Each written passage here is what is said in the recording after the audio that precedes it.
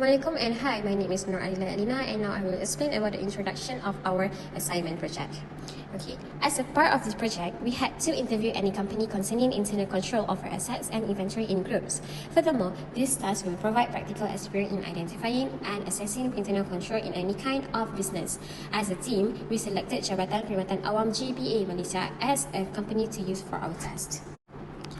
These companies are organized in building and private premise. Jabatan Perkhidmatan Awam JPA is a government agency in Malaysia responsible for managing and overseeing the country's civil service. The Jabatan Perkhidmatan Awam JPA plays a crucial role in ensuring the efficiency, professionalism and effectiveness of the public sector in Malaysia. The key operations of Jabatan Perkhidmatan Awam JPA, which is the Malaysian Public Service Department, revolve around managing and overseeing the country's civil service. JPA operations include recruitment and selection. JPA is responsible for recruiting and selecting individuals to fill various positions within the civil service. This involves conducting examinations, interviews, and assessment to identify qualified candidates for government roles. The second is training and development. JPA organizes and oversees training programs and development initiatives for civil servants. This helps to enhance their skills, knowledge, and competencies, ensuring they are well equipped to perform their duties effectively. The third is human resource management. JPA manage the human resource of the public sector. This includes matters such as promotions, transfers, and disciplinary actions. JPA ensure that civil servants are placed in roles that match their qualification and experience. Last but not least, performance evaluation. JPA monitors the performance and conduct of civil servants to ensure they comply with government regulations and standards. This includes conducting performance appraisals and assessments to gauge the effectiveness of government employees. Alright, so for our interview question was divided by six main points, which is control environment, risk assessment, control activities, information and communication, monitoring, preventive and detective control. Okay, let's we look at the first one, which is control environment. For control environment point, which is we have a four question, which is what are the key operations in this organization? Does the agency have a written accounting and financial reporting policy system? Aren't the internal auditors responsible for internal controls? And what mechanisms are in place to ensure that employees understand and adhere to company policies and procedures? So that's all for the question in a control environment. So let's move on to the second one, which is risk assessment. So in risk assessment, we had only one, which is what procedures in physical security such as inventory are in place of your company to mitigate risk in financial reporting system. And let's look for the third one for our interview question, which is are there regular training programs in place to educate employees about information security and data handling best practice? Okay, let's move on to the number 4, which is information and communication, which is under this team. We had one question only, which is how does the organization ensure that important financial and operational information is communicated to relevant stakeholders in a timely manner? So for the 5, we move to the number 5, which is monitoring. In the monitoring session, we have three questions. The first one is how do you monitor your business financial activities? Is there any designated internal reporting system or whistleblower mechanism in place for employees to confidentially report any instances of fraud, misconduct, or non-compliance? And the last one, did the monitoring activities performed manually or with help of software? So let's move to the last one, which is preventive and detective control. So for preventive and detective control, we had five questions. Under preventive control, we had 3, and detective control, we had 2 questions. For preventive control, the questions are how many CCTVs are there? What step do you use to prevent computer fraud? Does this company hire a team to keep the company safe in case the company is hacked by any entity?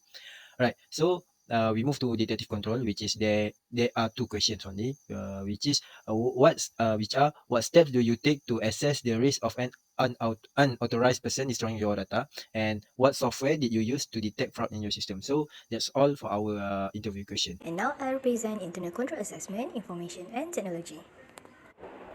For JPAs, Internal Control, Information and Technologies have demonstrated a significant strengths in its internal control framework by adopting a stakeholder-centric approach and establishing a feedback mechanism to cater the individual preference and also encourage transparency. However, the organization faces notable weakness, including the lack of structured feedback handling process, potential resources constraints, a lack of specificity in the feedback mechanism, and a need of consistency. To address this issue, it is recommended that JPA develops a systematic feedback handling process, ensuring the stakeholder input is systematically collected, analyzed, and addressed. Additionally, establishing a transparent and consistent communication process can enhance trust and engagement. These improvements can help JPA further enhance its internal control and stakeholder engagement. Next, I'll explain more about monitoring activities in internal control of JPAs. For monitoring activities in internal control for JPAs, they demonstrate several strengths in its internal control across various areas. It emphasizes financial monitoring, financial accountability, and operational efficiency, while also highlighting cost saving and transparency in department meeting. Additionally, its approach to handling complaints exhibit accessibility, centralization, and a commitment to transparency and due process. The organization's adaptability to current technology improvements, especially in data management and security, is commendable. However, notable weaknesses exist in the areas of internal control, primarily due to a lack of specific knowledge and details. These weaknesses include the absence of clear information on financial monitoring procedures, undefined roles and responsibilities, limited information on data integration, regulatory compliance, and risk management, as well as insufficient details on the deployment and scalability of technology tools. Recommendations include the establishment of a formal risk management framework and fostering a culture of continuous improvement to address these weaknesses and enhance the organization's internal control system. Thank you. Assalamualaikum. My name is Nur Farisha Balkis binti Zwazi. First, control environment. The accounting and financial reporting is essential in the organization's policy system, where it provides clarity and insight into the operations and financial status of a business. Besides that, it provides all stakeholders in the firm, such as internal management, external investors, and tax authorities, with the right information of detail. It will facilitate decision-making for GPA management to evaluate the financial implication of their options. Furthermore, by providing investors accurate and well-prepared financial accounts, can draw them and boost their trust in the business, which could result in more investment. Thus, there are a few drawbacks to be considered. In the event that the financial statement JPA prepares show a loss, investors will likewise avoid making investment with them. They did not mention that their financial account will be audited by an external auditor in response to the occasion. This may cause them to falsify their own financial statements, which would present an inaccurate image of the state of the company's finances. This will lead them to lack independence. Other than that, there is limited accountability where internal auditors may find it more difficult to hold management accountable for financial irregularities. Next, risk assessment. The company has physical security protocols which include inventory control to lower risk in financial reporting and demonstrate many beneficial aspects. JPA provides all employees special authorization cards based on their rank. In addition, these cards are used to control and limit admission to specific places or systems, as well as to identify and authenticate persons who hold unique information or biometric data that links them to specific users. Other than having physical entry, it is utilized for software program, network, and computer system login. This can guarantee that only authorized people have access to particular data or system. Despite having the special access card, there is no mention of observing any particular laws or guidelines regarding data protection and access management, which could be a vulnerability in this company. Employees without access card or members of society may steal or use this access card. Then, they will proceed to a specific area or system that requires an access card to be used since it lacks a password. Furthermore, some employees may forget to bring their special access card to work, which would prevent them from accessing the area or using the system. Last but not least, control activities. According to the statement given, JPA has various internal control strengths. One of them is a training program in place to educate staff members proper practices for handling data and information security. According to Service Circular Number 6 of the 2005 Public Sector Human Resources Training Policy, all federal officials are required to participate in at least 7 days of training each year. Next, JPA is headquarters to the National Institute of Public Administration, INTAN, a public education institution dedicated to developing qualified public sector human resources. Employee training and development is a crucial activity for every company, but it comes at a very high cost. It indicates that we are developing or purchasing high-quality training material, as well as employing qualified instructors or trainers. Other than that, employees may lose productivity as a result of not carrying out their regular job responsibilities while they attend training sessions. In certain situations, organizations would have to pay extra for temporary employees to handle crucial duties while training is taking place.